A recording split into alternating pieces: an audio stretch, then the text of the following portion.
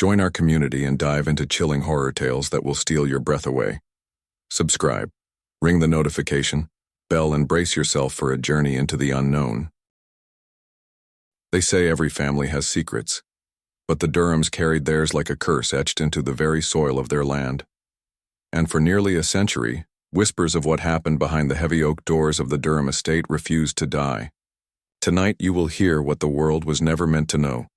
But let me warn you, once you've heard it, you'll never look at family, faith, or even the safety of your own home the same way again. Our story begins in 1929, in a quiet corner of North Carolina, where the Durham family, wealthy, devout, and outwardly respectable, moved into a sprawling stone mansion built on land their ancestors had claimed generations earlier.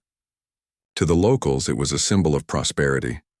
To the Durhams, it was meant to be a sanctuary, a new beginning after decades of quiet scandal and whispered sin. But from the very first night, the house felt wrong. Visitors described the air inside as stale, almost suffocating, even though the walls were freshly plastered and the windows wide open. Candles sputtered as if starved of oxygen. Doors refused to stay shut, groaning against the floorboards like something unseen leaned against them. And in the silence of midnight, when the wind swept through the pines, the family claimed to hear faint voices, low, murmuring prayers spoken in no language they recognized. At first, the Durhams dismissed it as superstition, the nervous imagination of servants unused to the cavernous halls. But unease grew when animals refused to cross the threshold. Horses reared at the gates, dogs howled and clawed to get away. Even stray cats would arch their backs and flee, hissing at shadows no one else could see. Then came the first tragedy. Just 3 weeks after moving in, the youngest daughter, Clara, barely 6 years old, vanished. Her shoes were found neatly placed at the edge of the staircase, as if she had undressed before walking away. No footprints, no broken locks, no sign of intrusion. Only a trail of muddy water smeared across the floorboards leading into the library. And stopping abruptly at the hearth, the sheriff's men searched every corner of the estate from the root cellar to the attic rafters. They dredged the pond, combed the fields, and questioned the servants until their voices cracked. But Clara was never seen again.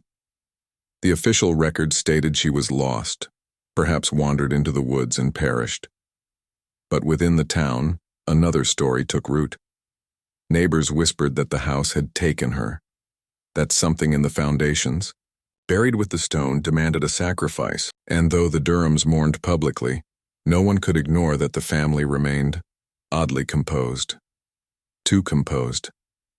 Especially Margaret Durham, the matriarch, who told the grieving townsfolk that Clara has gone to where she belongs. From then on, the Durham estate was no longer just a house. It was a presence, a looming figure on the hill, its windows like black eyes watching the town below.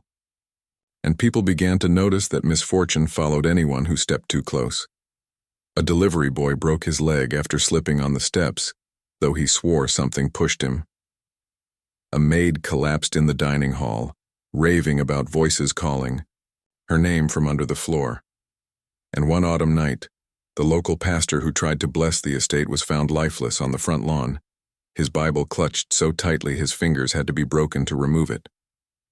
His face was frozen in an expression of such horror that his parishioners swore it wasn't death he saw, but something worse, something eternal. The Durhams buried each tragedy quietly, with wealth and influence silencing curious voices. But behind those walls, stories say the family was changing.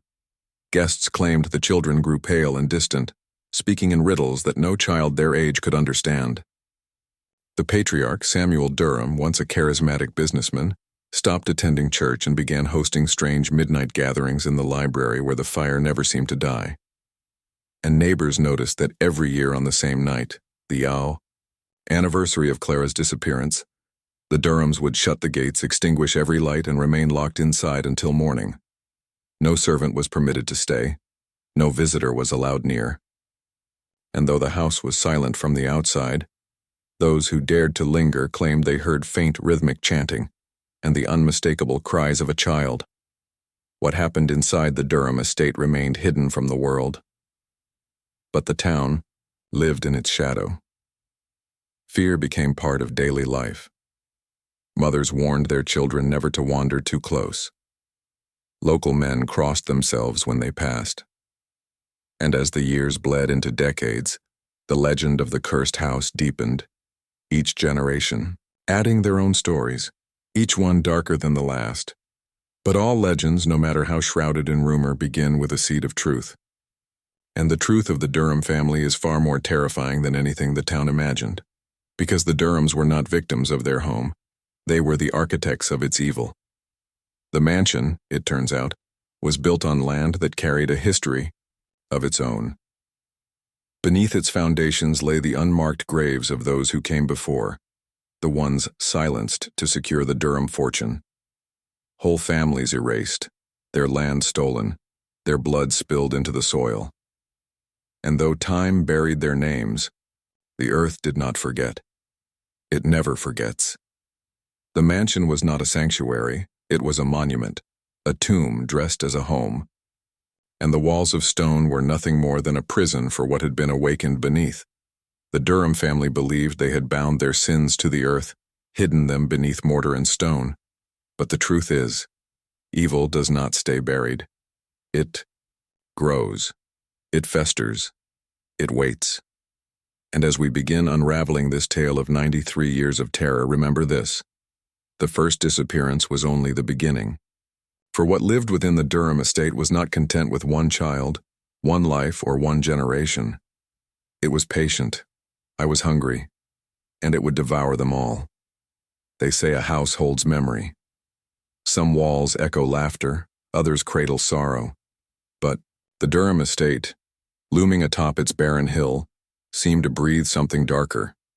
If you stood too close, the wooden boards moaned as though the house itself shifted with unease, and the windows, tall and narrow like watchful eyes, reflected more than your own face. Locals whispered that if you stared long enough into those panes, you'd see someone staring back, someone who had been dead for decades. By the early 1930s, the estate had already earned its reputation. Families in town crossed the road when passing the old Durham gates. Children dared each other to climb the rusted iron fence, though none lasted more than a few minutes inside before bolting in terror. There was no single ghost story to explain it, just an accumulation of unease. Strange lights glowing at dusk, footsteps across the upstairs hall when the house was empty, and the acrid scent of something burnt, like scorched flesh drifting. From the cellar vents, the Durham family themselves remained hidden behind their walls. The patriarch, Edward Durham, rarely appeared in public, and when he did, he was described as pale, sunken-eyed, and half-mad with sleeplessness. Neighbors swore they saw him pacing at night, lantern in hand, muttering to shadows that answered him back. His wife, Margaret, was even more mysterious. She never spoke to outsiders, only watched from the upper windows, her face pale as porcelain, unmoving, like a figure trapped behind glass. But it was the children who truly unsettled the town. 3 of them, Elizabeth, Samuel, and the youngest, Catherine. They rarely played outside, and when they did, their laughter was wrong. Too sharp, too rehearsed. People recalled seeing them standing in perfect stillness at the edge of the woods, staring at anyone who dared look too long. Catherine, just 6 years old, once wandered into a neighbor's yard at twilight. The farmer's wife asked where her mother was. The child smiled, tilted her head, and whispered, "She's on the ground. She doesn't like it when we talk about her." Hours later, Margaret Durham appeared at the farmer's door, face stiff with fury, demanding the girl back. From that night on, Catherine was never seen outside the estate again. What no one knew then, what history tried desperately to bury, was that the family was hiding more than grief.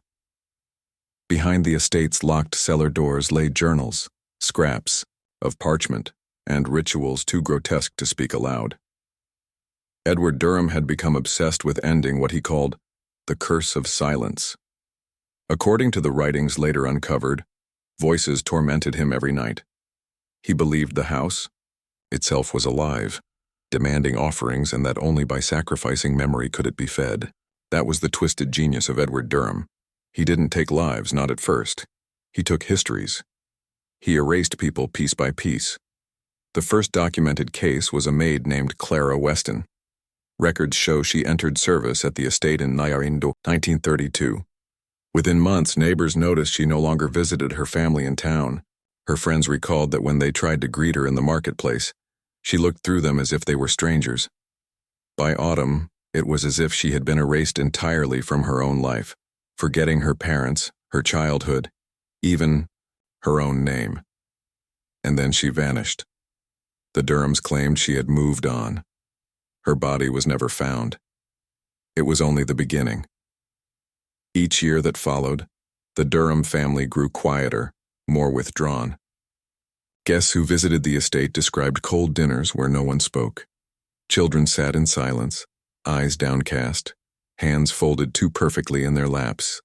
And yet, in the background, faint whispers, too soft to belong to any of them, drifted through the halls like a chorus just out of reach. By the late 1930s, rumors reached a fever pitch. One autumn evening, a traveling priest demanded entry into the Durham home, claiming he had been summoned by God to confront what lived inside. The family refused him, but neighbors heard shouting that night. Some swore they saw shadows flailing violently against the upstairs curtains as if someone was being dragged away. The priest was never seen in Durham again. His belongings were later found abandoned on the roadside 2 miles from the house, his Bible torn in half. The town tried to look away, but the house would not let them forget. In 1941, a fire broke out in the East Wing. Locals rushed to the hill, fearing for the family trapped inside. Yet when the flames were extinguished, they found Edward Durham standing calmly in the courtyard, soot clinging to his skin, his children beside him, untouched, unharmed. Behind them, the walls of the house still steamed from the blaze. Not a single board was burned.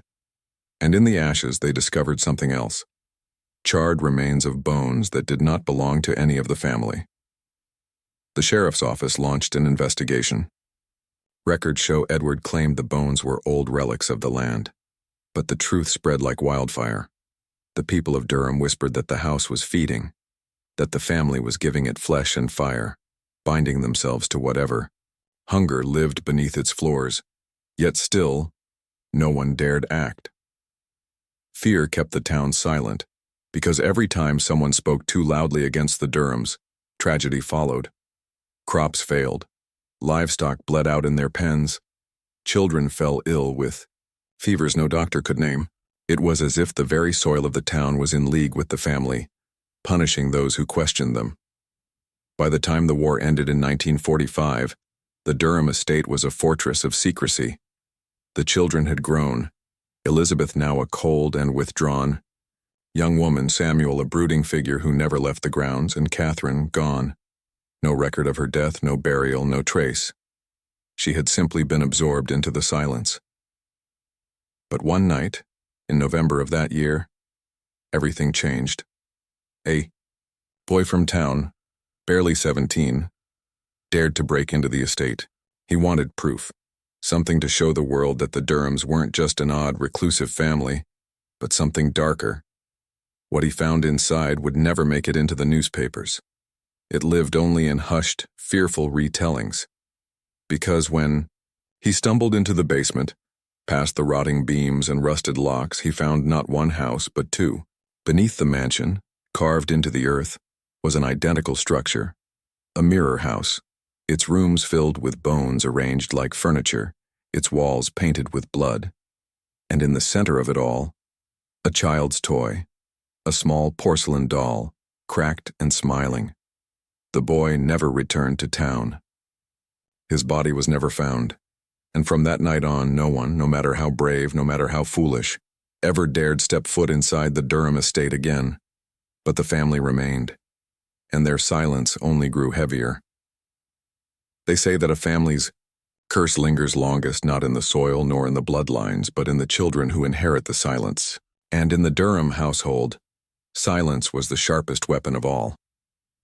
By 1937, the great stone estate had grown colder than the winters that wrapped the hills of North Carolina. Thick curtains shut out the sunlight. Dust clung to corners as though afraid to move. But the most disturbing presence was not what could be seen. It was what could be heard, or rather what could not. For the children of the Durham family had stopped speaking. Neighbors whispered of it in hushed tones. The 5 young heirs, all under the age of 12, were said to communicate only through faint glances and scribbled notes. At school, teachers claimed they never answered questions aloud. At home, servants confessed that they hadn't heard the laughter of a Durham child in years. And yet on stormy nights when the house was wrapped in thunder, those same servants swore they heard whispers echoing through the halls, whispers in voices too old, too cruel to belong to children. One nursemaid, Margaret Hensley, recalled a chilling memory before she left her position without notice. She had tucked little Catherine Durham into bed one rainy evening, pulling the quilt to her chin, when Catherine leaned forward and pressed a finger to the nursemaid's lips. Her wide, pale eyes seemed to shimmer in the candlelight. And then, Catherine whispered words that froze Margaret's blood. "The man in the cellar says we mustn't talk when the walls are listening." The nursemaid quit the next morning, refusing even to collect her final wages. What could silence children so completely? Some believed it was grief, a psychological reaction to the strange tragedies that had plagued the family. Others, however, suspected something darker, that the children were vessels carrying the unfinished business of the dead who walked beneath the house. By the late 1930s, visitors began to notice strange carvings etched into the wood beneath. The children's beds, strange runic shapes, triangles within circles, a sun with no rays. These markings seemed beyond the understanding of children, yet each symbol appeared carefully, deliberately inscribed. When questioned, the children would only lower their eyes. And then came the night of June 18, 1939, a date that would be spoken of in Durham County for decades to come. That summer evening, the neighbors gathered for a festival on the green. Fireflies glowed across the fields and music from fiddles floated in the air. Yet at the Durham estate, the night was broken by something else entirely. A sound so unnatural it made the revelers drop their drinks and turn their heads toward the mansion, a shrill chorus of screams, children's voices rising and falling like a choir of anguish. Several men rushed up the hill toward the great house. When they reached the gates, the screams had stopped, but every window in the mansion stood wide open, as though the house itself were gasping for breath. Inside, the men found the children in the grand dining room, sitting perfectly still around the long oak table. Each child's mouth was bound with strips of white cloth tied tightly across their lips, knotted behind their heads. Their eyes stared blankly at the wall. No intruder was ever found. The bindings had been tied with precision, too neat for children to do themselves. The children, when freed, said nothing, not a word. They simply looked at one another as though they shared a secret too heavy for the world outside their bloodline. The newspapers never reported it. Durham wealth and influence made sure of that. Instead, the event slipped into whispers, passed, down from one shaken witness to another. But the horror did not stop there. Weeks later, townsfolk began finding small wooden dolls left on their porches at night. Crude figurines carved from ash wood, their mouths bound with tiny strips of cloth. Those who touched the dolls swore they could hear faint crying when the wind moved through the trees. To this day, no one knows how many dolls were made or who placed them where neighbors would find them. But one detail has never been forgotten. Each doll had the initials of one of the Durham children scratched into its back. The children grew into adolescence, yet their silence remained. They became shadows in their own home, moving without sound, eyes always drawn to the floors as though something beneath them demanded attention. Servants reported hearing them pacing at night, long after their parents had gone to bed, walking in slow, deliberate circles, as though reenacting a ritual known only to themselves. And then, just as the town began to adjust to the strange, muted airs of the Durham name, the family suffered another devastating tragedy. In the autumn of 1941, fire broke out in the east wing of the estate. Flames consumed entire rooms before the townsfolk could arrive with buckets of water. The blaze seemed to burn with unnatural force, as though the air itself fed it.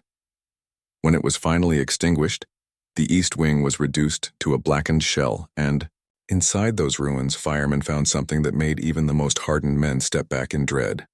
Not charred bodies, not ruined furniture, but a series of shallow graves. Small rectangular pits dug directly into the stone foundation, filled not with bones but with cloth bindings, the same strips of white fabric that had once silenced the children. Dozens of them, stained with soot and ash. Who placed them there? Why?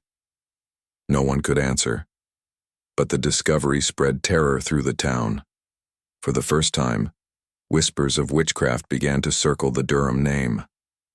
People claimed the family had made bargains with forces they could not control, that the silence of the children was the price of something too terrible to imagine. The Durhams themselves? They gave no explanation. Not a word to the press, not even to their closest confidants. They simply rebuilt the East Wing, brick by brick, as though nothing had been uncovered. But the neighbors knew. They had heard the screams. They had seen the children bound. They had touched the dolls that wept in the wind, and they began to wonder if silence had already claimed the Durham children. What would come for them next? The Durham house still stood. Its brick walls groaned under the weight of time, ivy clutching it like a suffocating hand. By the 1950s, neighbors swore they could hear it breathe. On silent nights when the mist crept low and the moon vanished behind clouds, people passing the estate claimed to hear doors slamming, windows rattling, and, worst of all, the faint lullabies of a woman no one could see. By now, the Durham bloodline was fractured, scattered like ashes, but one descendant, Thomas Durham, couldn't escape the pull of his family's land. In 1953, he inherited the crumbling estate after decades of it sitting empty. Thomas was pragmatic, a stern man in his 40s, a veteran of the war who thought himself immune to fear. He believed ghosts belonged in the minds of children and drunks, not in the corridors of reality. Yet from the very first night, Thomas realized the Durham house wasn't a place you lived in. It was a place that consumed you. He described in letters to his brother that the walls seemed to whisper. At first it was so faint he mistook it for the wind sighing through the cracks, but soon the whispers grew sharper, like words being shaped behind the plaster. He pressed his ear to the wall one evening and swore he heard his grandmother's name. He had never even met her, yet the sound made his blood run cold. The smell was the worst. Entire rooms reeked of decay, like meat rotting in the sun. But no amount of scrubbing, lime, or fresh paint could purge it. Visitors wrinkled their noses, saying the air seemed to cling to their lungs. Even after they left, the odor traveled, with them embedded in their coats. Then came the nights of footsteps. Thomas would lock every door, bolt every window, yet as the clock told midnight, the house awoke. He'd hear heels tapping along the upstairs landing, slow, deliberate, pausing outside his room. When he flung the door open, the corridor stretched empty, shadows shifting as though mocking his disbelief. At times it wasn't footsteps, but the creak of a rocking chair, steady, rhythmic. The sound carried from the nursery, the very room where years earlier children had been found pale and stiff, victims of some mysterious fever the town never dared to question. But Thomas wasn't a man who fled from noises in the dark. Instead, he decided to explore. One stormy night, lantern in hand, he descended into the cellar. It had always been padlocked, the key rusted into uselessness. But war had taught him resourcefulness. He broke the chain with a hammer. The door groaned open, releasing a gush of air so foul he nearly retched. He descended the steps and found the stone walls slick with dampness, and there, scratched into the brick in uneven handwriting, were words that froze him in place. Bury it deeper. Do not let them find the bones. His lantern sputtered, nearly extinguishing, but in its glow, he saw mounds of disturbed earth at the far end of the cellar, each covered loosely with broken planks. His rational mind tried to insist they were old storage pits, but his gut screamed otherwise. Later that week, Thomas hired 2 men from the village to help him dig. They unearthed what he dreaded most: bones, dozens of them, small bones, children. Some wrapped in rotted scraps of cloth, others shattered as if from violence. The men fled before the night ended, refusing to set foot near the property again. Thomas wrote in his journal, "It wasn't illness that killed them. My family lied. They were sacrificed to something, someone beneath this house. I hear it at night moving in the soil, breathing." The revelations began to erode Thomas.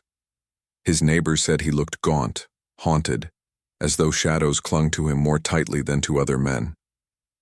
He stopped speaking in the town, his voice trembling whenever someone mentioned the house. Then, in 1956, he was found dead at the bottom of the staircase, his neck twisted at a grotesque angle. The coroner blamed an accident, a misstep, a fall. But the villagers whispered what they truly believed. The house had claimed him. What unsettled them most, however, was not the broken body. It was the journal he left behind. Its final entry, scrawled in a trembling hand, read, "The house doesn't want to be left alone. It calls for blood.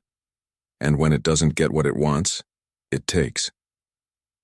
After Thomas's death, the estate was sealed once again. No heirs would touch it. Lawyers argued over ownership, but one by one they abandoned the case. They said the title deeds went missing. Records burned in a courthouse fire. It was as though the world itself was conspiring to bury the Durham estate. But burying, it was never enough.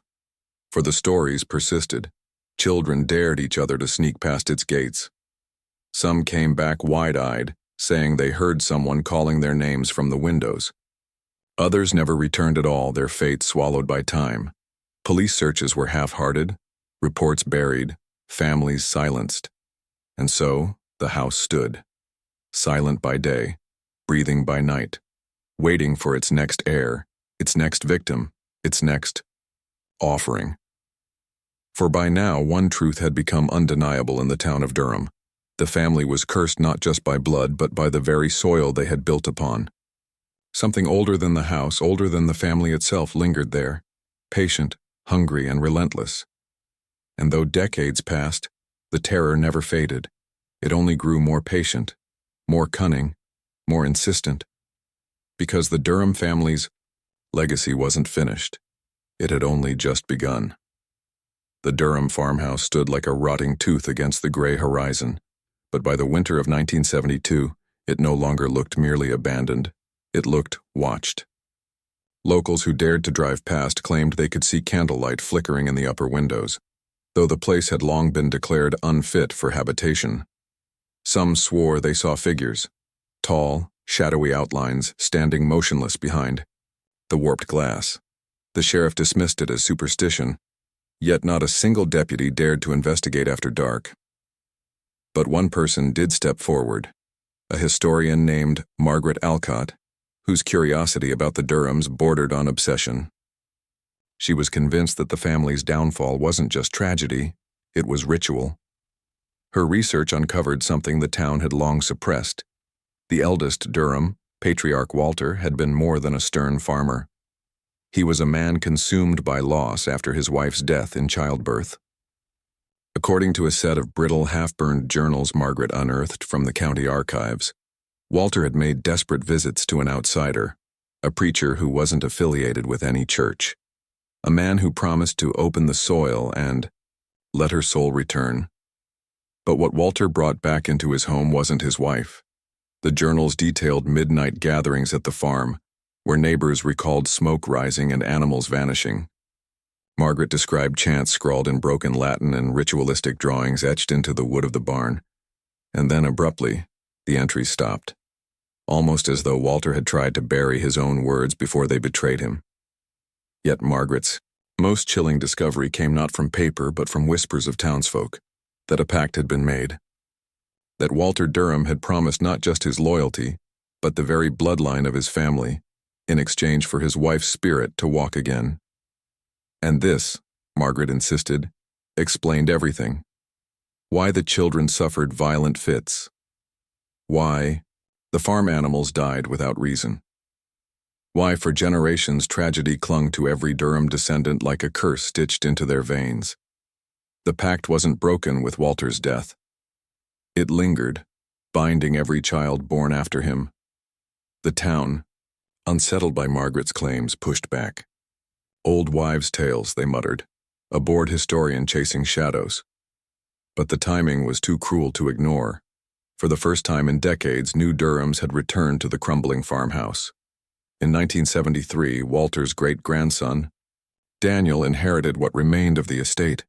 Daniel was young, idealistic, and blind to the warnings of his neighbors. He brought his wife and 2 daughters into that sagging farmhouse, determined to restore it. He claimed he wanted to heal the family name. But healing wasn't what the house allowed. From the moment they moved in, Daniel's wife, Claire, complained of dreams so vivid they felt like waking hours. She described standing in the cold cellar, surrounded by whispering voices, while a woman with hollow eyes brushed her cheek and whispered, "Don't fight it. She always comes back." The daughters fared no better. Neighbors later reported seeing them wandering barefoot in the fields at dawn, eyes glazed, muttering phrases no one could decipher. And every morning, Daniel found soil under their fingernails, though he swore he locked the doors. By the fall of that year, Claire's health collapsed. Doctors blamed stress, Daniel blamed the house, and Margaret, still documenting every scrap of evidence she could find, blamed the pact. But then came the night that cemented the legend of the Durham curse. It was October 14th, 1973. A storm raged over the valley, lightning clawing across the sky. Neighbors claimed they heard the girls screaming, high-pitched wails that cut through the thunder. One farmer swore he saw the farmhouse windows glow red, as though fire burned within, though no flames ever broke through the roof. By morning, the Durham farmhouse was silent. When the sheriff finally entered, what they found inside was never officially recorded. Reports vanished. Statements contradicted themselves. Some whispered that Daniel's wife was discovered lifeless, in the cellar, her hands reaching toward the earth-packed floor as though clawing for something beneath. The daughters were found upstairs staring blankly at the wall, unable or unwilling to speak. And Daniel himself? He was gone, not dead, not hidden, just gone. His boots by the door, his truck in the yard, but not a trace of where he had stepped after leaving his house that stormy night. Margaret wrote furiously about the incident, calling it the fulfillment of the blood pact. She argued that Walter's bargain had come to collect, that each generation would bleed or vanish until the family line was erased entirely. Her manuscript was dismissed by publishers, deemed too extreme for history and too factual for fiction. She died in 1979, alone, her home stacked with boxes of Durham clippings and yellowed photographs. But locals never forgot her warnings, and the farmhouse never forgave new visitors.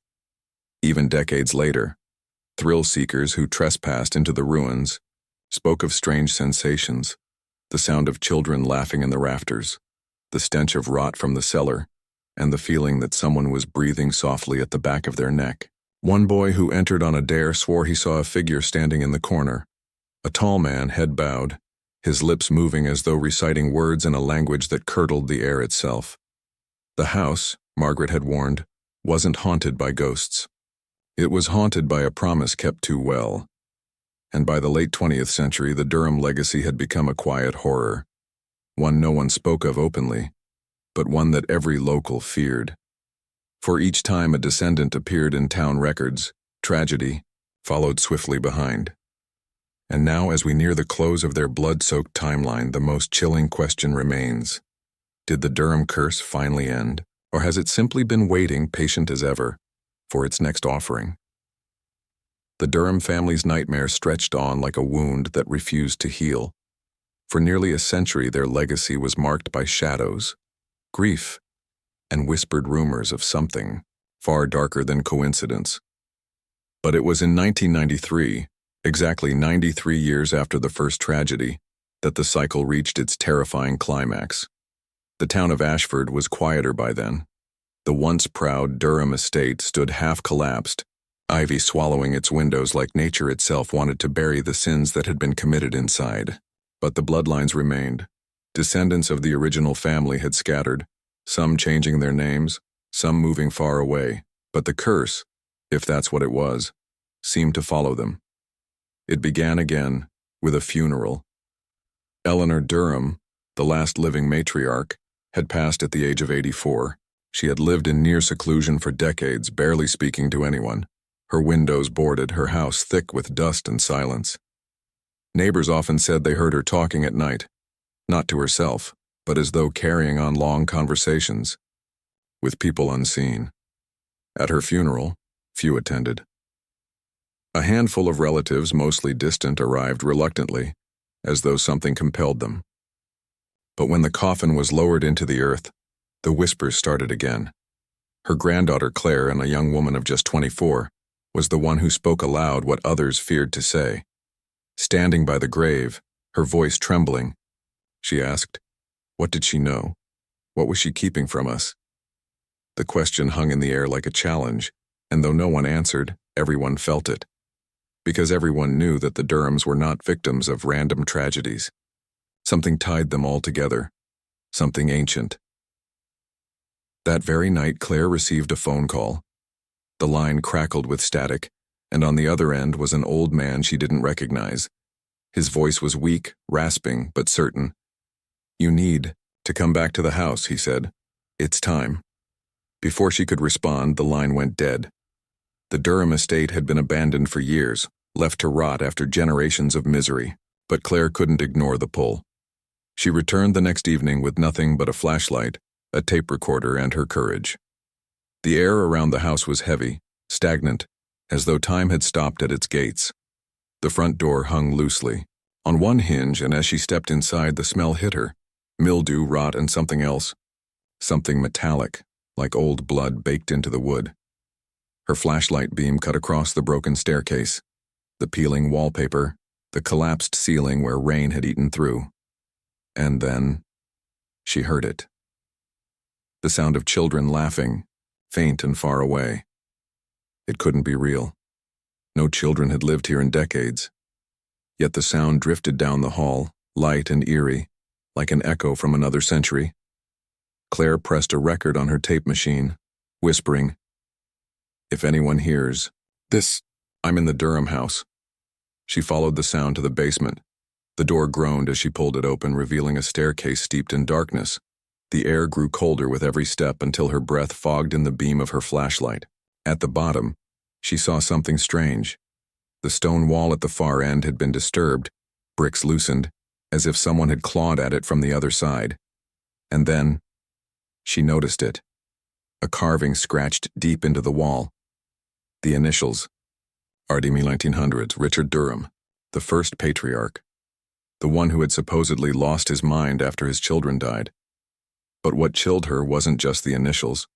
It was the phrase scrawled beneath them. "We let it in." Claire stumbled back, her mind racing. We let it in. What did it mean? A demon? A curse? Something the Durhams themselves had invited into their lives? Suddenly, the basement air grew heavy, pressing down on her chest, and the laughter returned, louder now, surrounding her. She shone the flashlight wildly, but the room was empty. The tape recorder in her hand began to whir violently, the reels spinning on their own. A voice, distorted and layered, spilled from it. "Blood for the house, blood for the house." She screamed, bolting up the stairs, but the door at the top slammed shut before she reached it. In the dark, she heard footsteps on the wood above her, dozens of them, pacing, circling. Her light flickered, and in that brief strobe she saw them. Figures crowding the basement walls. Not solid, not alive, but shapes. Men, women, children. Their faces pale, their mouths twisted in silent screams. Durham died. And then she understood. This was no curse from outside. This was a pact. Richard Durham, desperate for wealth and influence in 1900, had made an offering in blood. The deaths of his children were not accidents. They were sacrifices. Every generation since had been forced to pay the same price, their tragedies feeding whatever hunger had been bound to that house. The realization broke her. Claire fell to her knees, sobbing, the weight of 93 years of terror pressing down on her. But through her tears she saw something, a loose stone on the wall. Behind it, a small black book, its leather cracked and stiff with age. Inside were pages of rituals written in Richard's hand. Instructions for summoning, instructions for binding, and in the final line scrawled across the page, "It will never let us go." By dawn, Claire was found unconscious on the road, half a mile from the estate, clutching the book. Her hair had turned completely white. When she awoke in the hospital, she refused to speak of what she'd seen. The book was taken into evidence, but days later, it mysteriously vanished. No one has seen it since. The Durham estate was finally demolished later that year, the ground salted and left barren, but locals say the land is cursed still. No crops will grow there. Animals avoid it. And on quiet nights, if you stand by the ruins, you can still hear it. The faint sound of children laughing, carried in the wind. The Durham family's story ended in silence, but its shadow lingers, a reminder of how far people will go for power and how one family's decision can echo through nearly a century of terror. And so, the truth was never buried. It simply waits. Because some families are never truly free. The end.